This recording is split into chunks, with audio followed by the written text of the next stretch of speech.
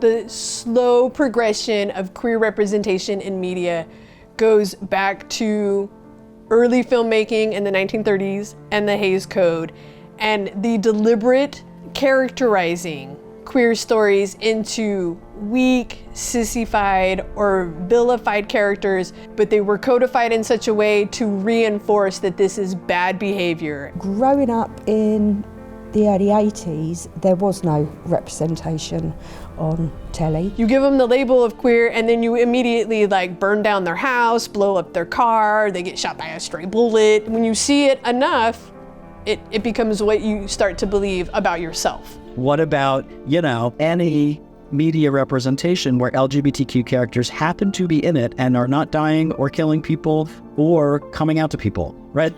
Once I started finding lesbian shows and A League of Their Own in the queer representation, women representation, I was like, oh, I can too. Like, this is something else I can be a part of as well. I think that they realized that there was many people behind it supporting it, but at the same time, we're still looked down on as this little tiny group of people. I was in a very dark place. I did not want to be alive anymore. You will not be happy if you go down this path. And I got to the Jolene episode, and it hit me like a ton of bricks. Funnily enough, COVID brought me to Netflix, which brought me to Winona Earp. I mean, my life is pretty much consumed by Earp. It was just really refreshing to watch something where I saw myself the whole way through. A lot of us form our deepest fandom attachments at the same time that we're experiencing what's called a kind of memory bump in our lives. I got really into Xena Warrior Princess, Buffy, MathNet, which was a Dragnet parody, part of Square One Television on PBS in the 80s. TV and media helps my heart when it's broken. And so I just decided to give it a try. And it's so dark and I'm intrigued, like, what is this?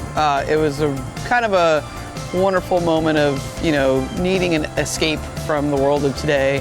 And what better than, a woman, badass woman with a gun to do that for me. This is a Lost Girl poster and it's pregnant. And I've got my doctor's stethoscope, Winona Earp 1 through 4 season posters. I grew up here playing sports, and so to see a show where I saw queer people playing a sport that they love, kind of, I don't know, it's like full circle, I guess. I'm really gonna need this in Paradise. This is Jolene's fur coat from her first appearance. This is Jeremy's gun. This is a lot heavier than I thought it was going to be. Winona's trauma and survivalist isn't simple.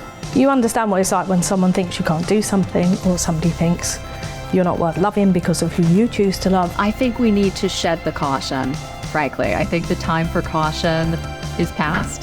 I think we need real characters. We need risky characters. I think this movement is about representation and inclusion. Winona reminds me so much of myself, what I am and my flaws, but also who I would like to be, because she rises above the occasion.